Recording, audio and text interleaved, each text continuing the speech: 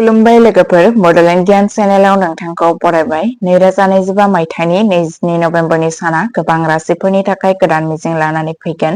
बबे राशिया केरियार, रां, सावस्रि आरो नखरारि जिउआव जाफुंसार जागोन आरो सोरखौ सांग्रां थानांगोन बै राशिफोरखौ मिथिना लानि। बेनिखायनो भिडिअखौ जोबजासिम नायथार आरो चेनेलखौ लाइक, शेयार आरो साबस्क्राइब खालामनो दाबाव। मेष राशि नखरारि गोजोननायखौ बांहोनो हागोन। न'आव गोबां गोदान आलासिफोर थायो आरो नखरजों लोगोसे समफोरा मोजाङै मोजां थांनो हागोन। खामानिनि टेनसना खम जागोन आरो जायखिजाया लुबैनाया जाफुंगोन आरो गोसोआ गोरलै जागोन। रायज्लायनायाव सांग्रांथि जानाया गोनां नङाब्ला जाथाया गोरोन्थि जानो हागौ। वृश्चिक राशि सुबिदाया बांगोन, नखरनि नारसिननाया खम जागोन नाथाय गोबां खामानि मावनायनि जाहोनाव मेंनाय फैनो हागौ। गोजाम लोगोखौ लोगो मोननाया गोसोखौ खुसि खालामगोन। बिमा-बिफाजों गोनांथार सावरायनाय जागोन। मिथुन राशि गोजाम थाबथानाय खामानिफोरा सिगांथिं आवगायलांगोन। मोनसे गोरोन्थिनि थाखाय उनदाहा जानाया जेंना सोमजिहोनो हागौ। धोरोमारि गोसो दुंनाया बांगोन आरो नखरा खुसि थागोन। बिबानफोरनि सायाव आबुं गोसो होनांगोन। गथ'साफोरा मान मोननायनि सम्भावना दं।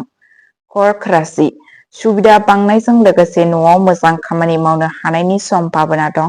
बिदा-फंबायनि हेफाजाबाव खामानिखौ गोरलै खालामगोन।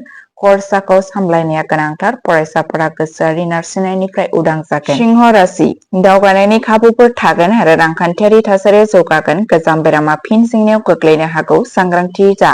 नोंथाङा बिमा-बिफानिफ्राय हेफाजाब मोनगोन आरो नखरजों मोजां सम मोनगोन।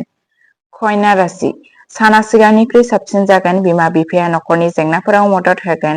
इसोरखौ गोजानाव लाखि। गथ'फोरा साख्रिनि खाबु मोननो हागोन। नोंथाङा गोदान न'खौ नुनो मोनगोन। दावबायनाय समाव लोगोफोरजों मोजाङै लाखि। तुला राशि नारसिननाया बांनो हागौ। जुलियारि जेंनानि सोमजिहोनो हागौ। गोदान हाबाफोरखौ साननानै जागायजेननाया गाहाम जागोन। खाफाला नोंथांजों थागोन आरो समाजाव सिनायथिया बांगोन। गथ'फोरनि सोलोंथाया नारसिनथाय होनो हायो।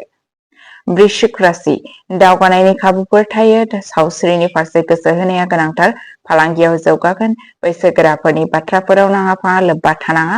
गथ'फोरजों सम हगारनाया गोसोखौ स्रां खालामगोन। धनु राशि राजखान्थिजों सोमोन्दो थानाय सुबुंफोरा मुलाम्फा मोननो हागौ। दावबायनाय समाव सांग्रां जा। जिउनि लोगोरिनि सावस्रिया लोरबां जानो हागौ। इयुननि थाखाय रां खाथायनायनि बिथांखि लानाया गोनांथार। गथ'नि थाखाय बान्था मोननायनि सम्भावना दं।